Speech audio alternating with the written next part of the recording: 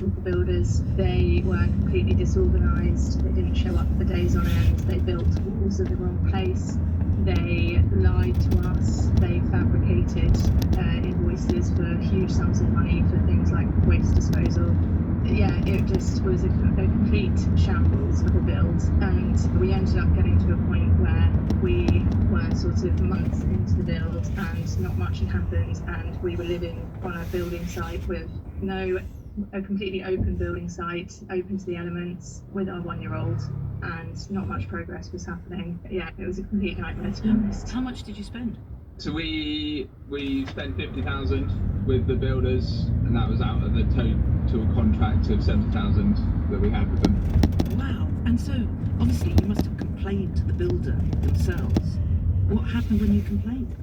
Yeah, we did indeed complain, and went through a kind of, and the reason we stuck with them so long, we stayed with them for 5 months or so in the end, was that we were continuously given reassurances that yes, they'd made lots of mistakes and things had gone wrong, but there were always reasons why things had gone wrong and they were going to put it right. But the more we got into it, the more it materialised that they told us that they were under significant financial pressure, that they wouldn't be able to complete the build, that they would need more money than we'd agreed, and so it went on, and that was the real reason that kind of pushed us over the edge in the end, that we'd given them more and more money, hadn't seen the progress that they'd promised, and then they were asking for even more, so at that point we decided to cut our losses. So you got these builders from Checkatrade, the website, and you left a review on Checkatrade after you'd gone through this process. What happened with that? Matt left a review, and as soon as we'd terminated the contract with the builders, it was a 0-star review, and it outlined a few key things, including the mistakes that they'd made, building walls in the wrong places, not doing the floor correctly to the plans. It outlined that they were completely outside of the timelines that they'd agreed, and that they had gone bankrupt.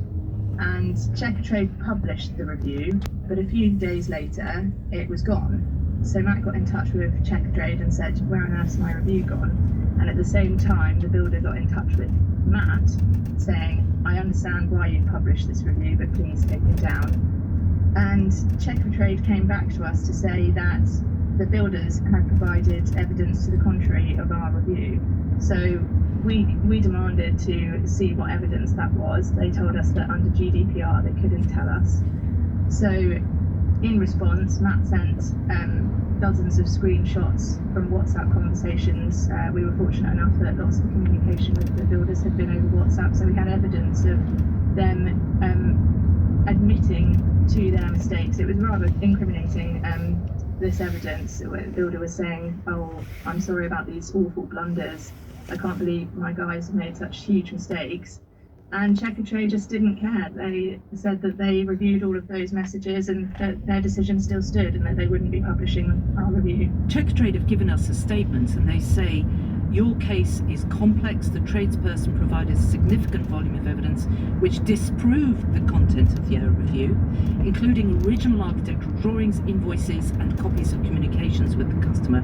Following the trade's detailed evidence and response, the decision based on proven inaccuracies was taken to remove it." And that's what hurts the most, I think, that we've had an awful experience with these tradespeople. We've had 6 months, as Coco said, where we've been living in a building site with our little baby, while our builders either haven't been getting on with the work, or they have and they've made critical mistakes with it. And then to get to the end of that process, we think we've lost about £30,000 because of the mistakes and the incompetence of the builders that we were dealing with. To get to the end of that process and then effectively be told by Checkatrade that we are lying, we're effectively making up our experience, or we're falsifying it in some way that they haven't explained to us, just feels like a massive kick in the teeth.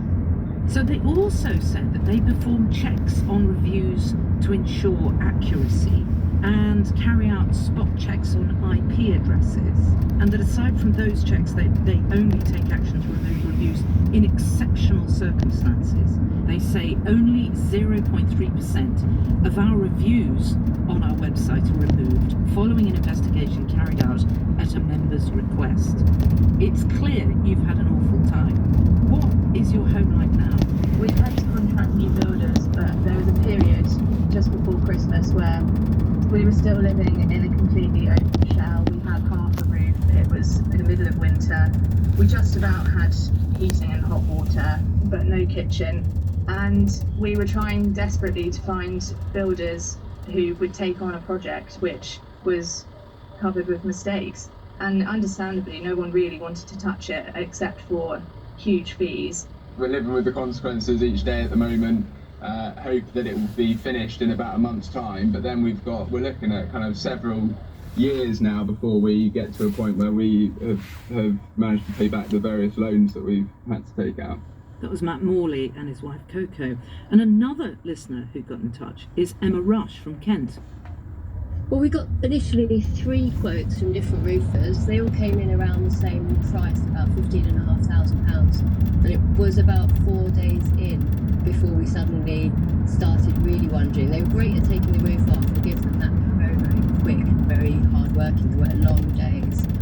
But we took some of the plasterboard off on the internals, and we found some of the roofing trusses that they were supposed to have been replacing were just tied into nothing. They were tied into rotten timbers. Oh, God, that must have given you a fright.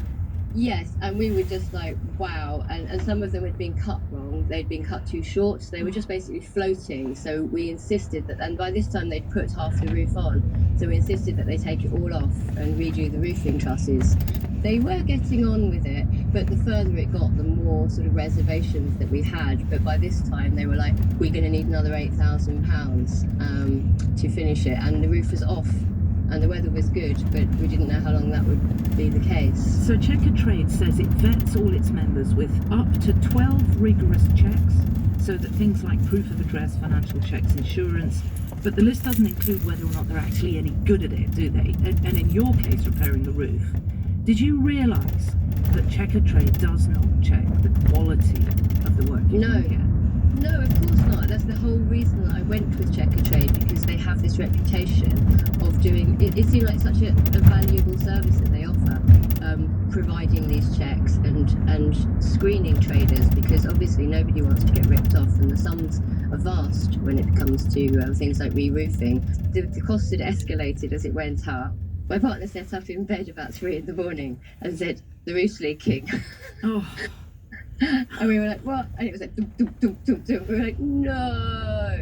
And we had a roofing expert come, and once he'd been, and we realised the enormity of how bad the job was, and how totally out of the depth these guys had clearly been. So Emma Rush threatened the roofer with legal action, and then she actually ended up settling with her trader for £10,000, which is about half of what she'd spent. And as part of that, she agreed to request to remove a negative review that she'd submitted to Checkatrade. And Checkatrade told us it wasn't involved in these communications and would never ask nor encourage any consumer to remove a review, even in the event an issue is resolved. And this, it said, is done solely at the customer's request. So that's 2 people who didn't find the trader they were after. But concerns about trader platforms go beyond those cases, and indeed beyond Checkatrade itself. And I asked Dr. Tim Day from the Chartered Trading Standards Institute what the problems are with these review websites. It is a far wider problem, I think, than just these 2 incidents, as evidenced by the fact that the Competition Markets Authority put out a paper offering guidance around this sort of market. And from a consumer protection standpoint, reading that report, I was quite horrified, actually. A lot of the things that were said, you would think really should go without saying. So things like, where you say you make checks of a trader before you put them on your site, you must make those checks.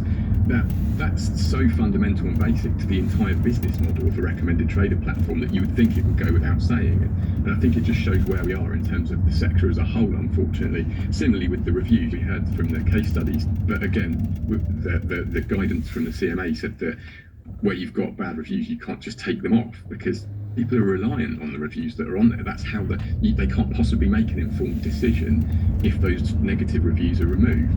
So I think there are, real issues with the whole sort of sector and how it operates, because it's their entire business model that they're supposed to provide these checks and do the due diligence so that consumers don't have to. But it depends on your definition of checks, doesn't it? Because the CMA guidance says these sites shouldn't imply that traders on their platform are trusted, reliable, approved, or checked without evidence to support these claims. We're talking about financial checks. Do they have insurance? Are they at that address? But it's your translation of what that means. Does that mean they're actually any good at putting bricks on top of each other?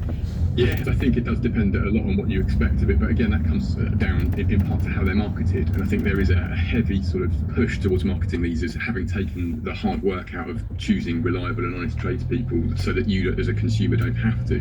And yeah, I think the extent to which that's true is really variable throughout the sector and not probably at the level that we'd expect to see. Sharton Trading Standards Institute, in our manifesto, we've now called for a licensing scheme for the home improvement sector for precisely this reason. What's your advice for anyone listening who's thinking, do I really want to even try to find a reliable builder, but I'm desperate for one? And this is the other thing that, so where I say it's not fair to legitimate traders as well.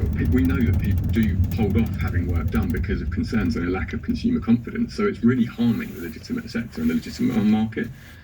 So I think the only things in the absence of a licensing scheme at the moment that I could say are try and use a trading standards backed recommended trader platform. So for instance, Buy with Confidence or Which Trusted Traders are probably the two that I would recommend, because they do have some backing and some affiliation with trading standards, and we can be a bit more confident in the checks that are made on those schemes than on the more purely commercial